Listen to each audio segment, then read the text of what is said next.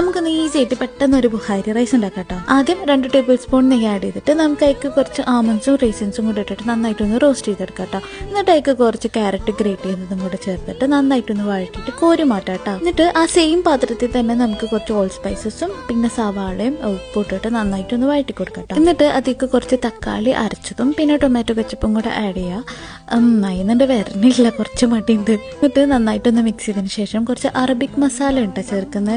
അതും കുരുമുളക് പൊടിയും പിന്നെ ചിക്കൻ സ്റ്റോക്കും ആഡ് ചെയ്തിട്ട് പാകത്തിനുള്ള വെള്ളം കൂടെ ചേർത്ത് കൊടുക്കുക കേട്ടോ. ഞാനിവിടെ 1 ഗ്ലാസ് അരിക്ക് 2 ഗ്ലാസ് വെള്ളമായിട്ട് ചേർക്കുന്നത്. പിന്നെ ഒരു ഡ്രൈ ലെമണും കൂടെ ചേർത്ത് കൊടുക്കുന്നുണ്ട്. എന്നിട്ട് അരമണിക്കൂർ കുതിർത്ത് വെച്ചിട്ടുള്ള ബസ്മതി റൈസ് ആയിട്ടാണ് ചേർക്കുന്നത്. അതും കൂടെ നന്നായിട്ടൊന്ന് മിക്സ് ചെയ്തതിന് ശേഷം നമുക്ക് സിമ്മിലിട്ടിട്ട് മൂടിച്ചിട്ട് കുക്ക് ചെയ്യാം കേട്ടോ.